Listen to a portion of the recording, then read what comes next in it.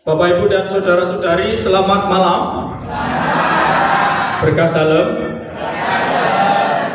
Semoga tidak bosan dengan saya kembali hadir di tempat ini. Bosan, betul?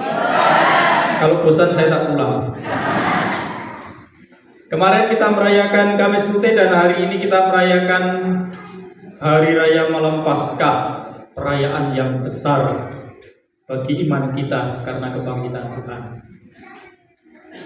Perayaan besar ditandai mulai dari awal kita di depan sampai nanti penutup. Kalau ingat perayaan Paskah seperti ini,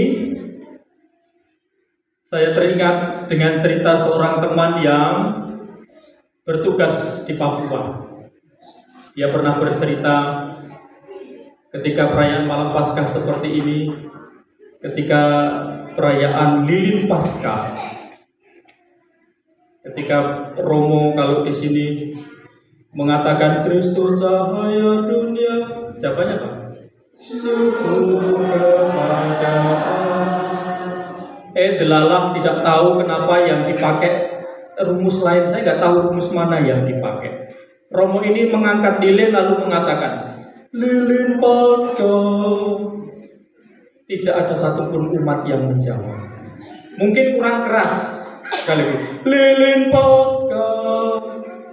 Juga tidak ada yang menjawab. Maka sekali lagi dengan sangat keras, karena umat juga bingung tengok-tengok, lilin Paskah. Lalu umat menjawab, besar sekali.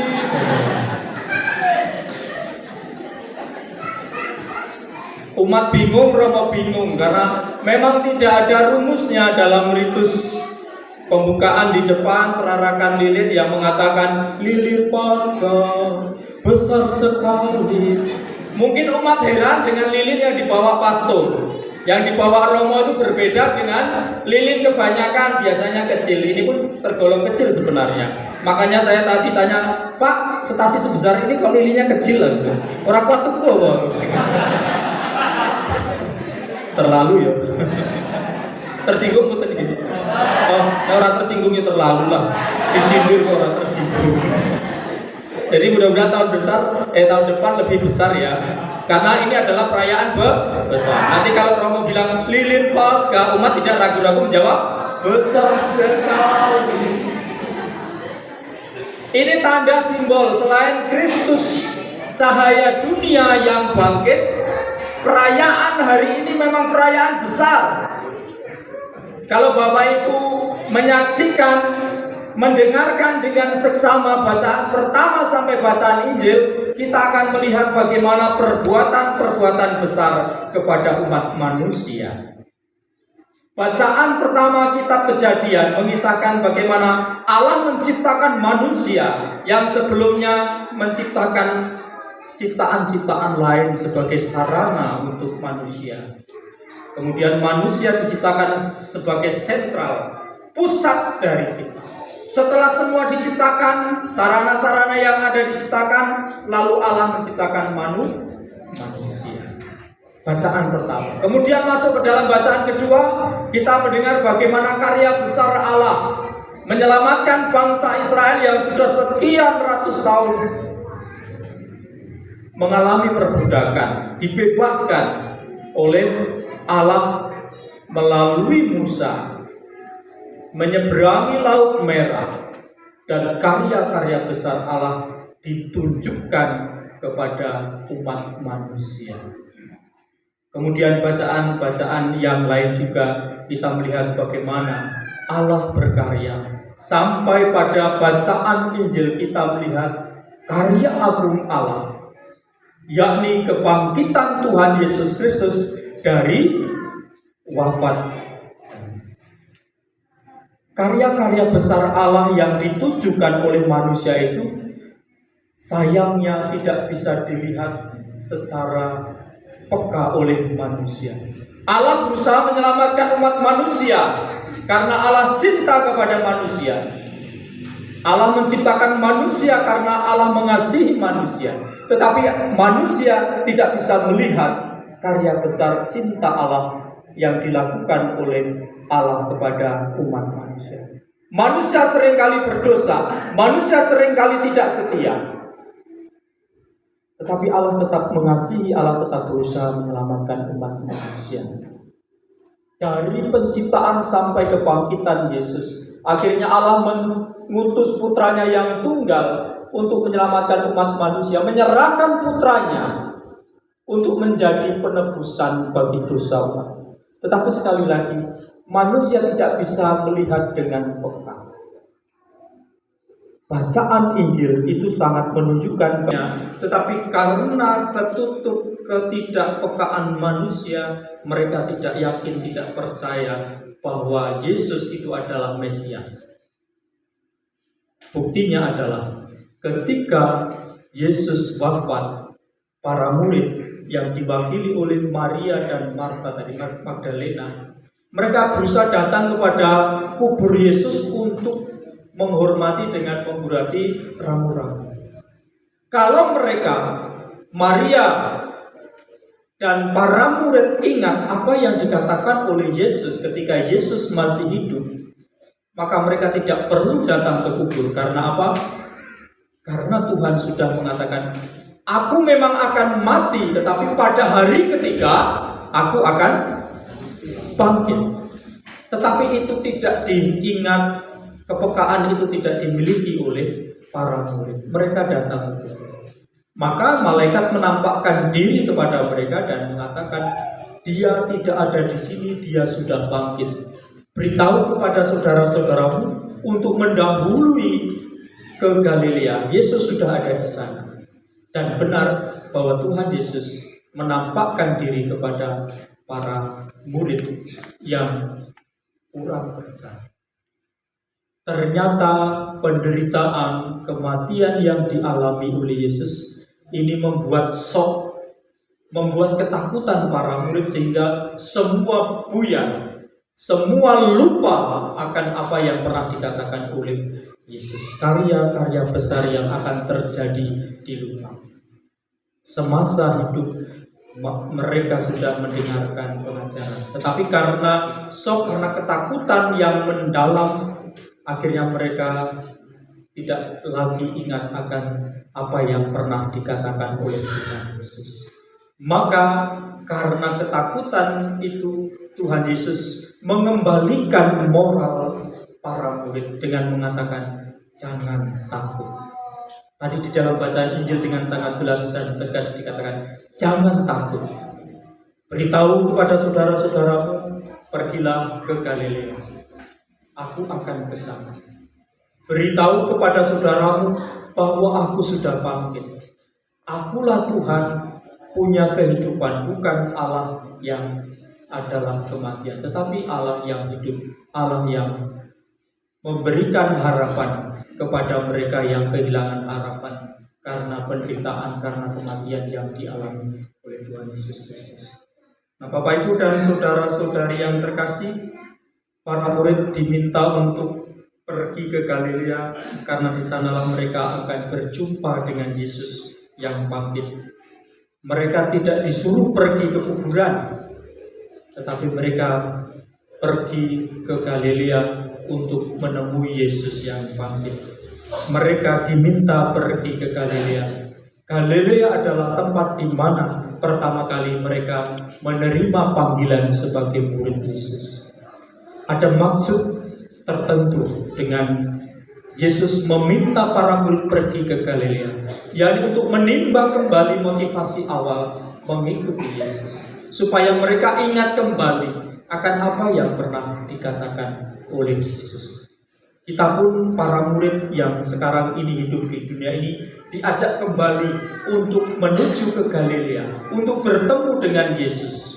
Galilea kita tentu berbeda-beda, motivasi kita tentu berbeda-beda mengikuti Yesus. Ada yang karena menikah, ada yang karena bulgur, ada yang karena pakaian bekas, ada yang karena harta. Tetapi dalam perjalanan waktu dimurnikan, saya mengikuti Yesus karena Yesus sang juru selamat, karena Yesus adalah jalan kebenaran dan kehidupan. Maka pertanyaan untuk kita, apakah kita sudah merasa yakin, sudah merasa percaya bahwa kita tidak akan tersesat dengan pilihan hidup kita menjadi murid Kristus? Kalau kita masih ragu, kalau masih kita tidak percaya, maka mari kita bertobat. Sekian lama kita menjadi orang Katolik, kalau kita masih ragu, maka iman kita dipertanyakan. Mari pada masa Paskah ini kita semakin teguhkan iman kita akan kebangkitan Yesus Kristus. Inilah dasar iman kita, Yesus yang bangkit. Kita yakin bahwa Yesus adalah pemandu satu-satunya yang benar untuk menuju Bapa. Dia wafat, dia bangkit, dia menuju ke surga untuk menyiapkan tempat bagi kita. Dia adalah jalan kebenaran dan kehidupan. Kalau dia adalah jalan, maka kita akan sampai. Kalau dia adalah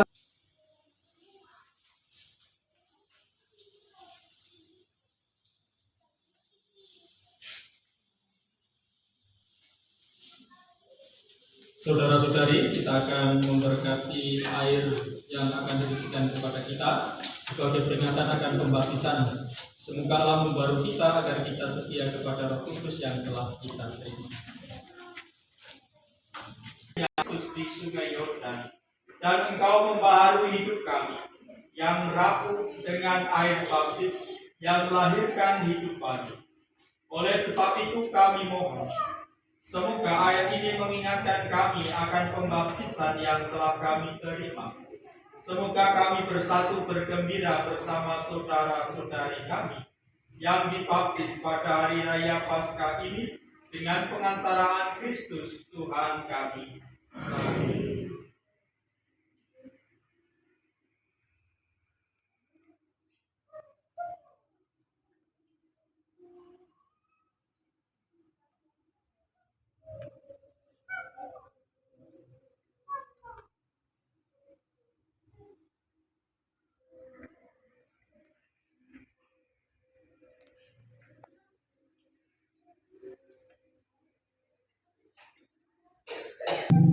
Sikap kita yang lama yang kurang baik telah disalibkan bersama Kristus, supaya selanjutnya kita mati terhadap dosa lalu hidup semata-mata bagi Allah dalam gereja.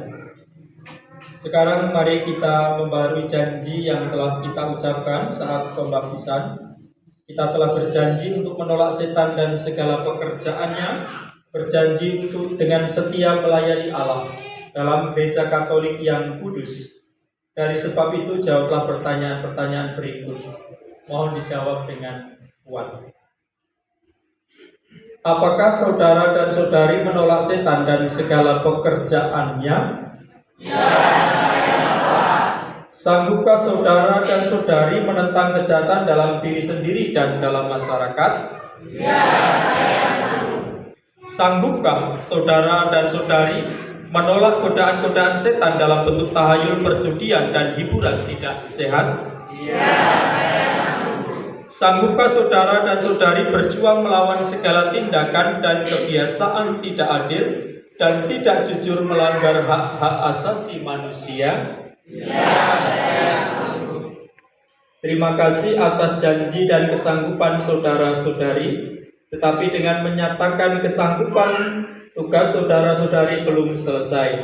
Ini masih harus dibuktikan kesanggupan itu, dan ini merupakan tugas yang paling berat. Tetapi janganlah berkecil hati, percayalah kepada Tuhan, dengan bimbingannya kita akan berhasil.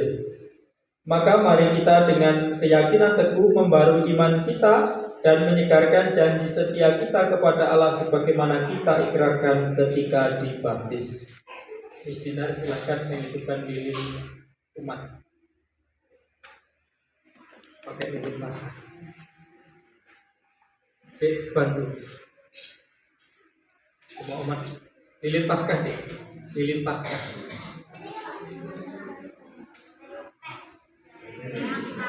Kamu ambil dari lilin pasca.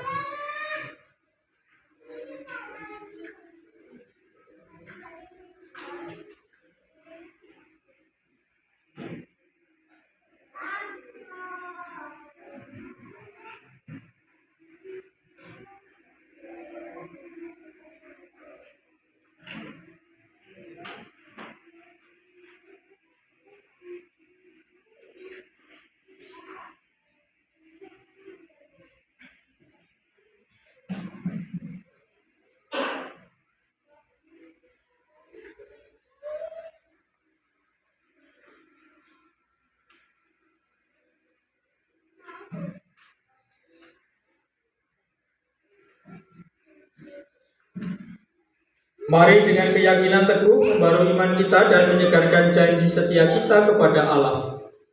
Percayakah saudara dan saudari akan Allah Bapa yang Maha Kuasa, pencipta langit dan bumi?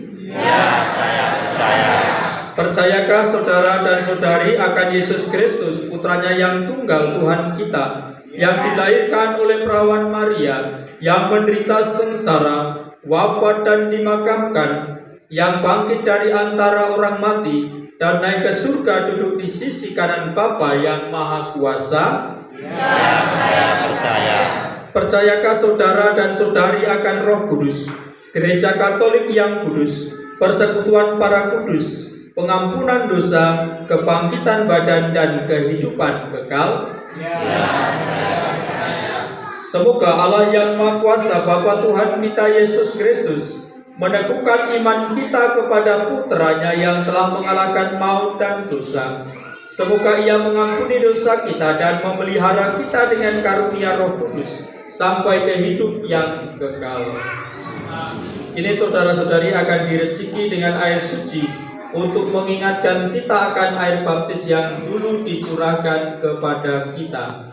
Semoga persikan air suci ini menyucikan hati sehingga kita mampu mewujudkan janji kesetiaan dalam karya nyata, yakni menjadi saksi dan tanda penyelamatan oleh Kristus dimanapun kita berada.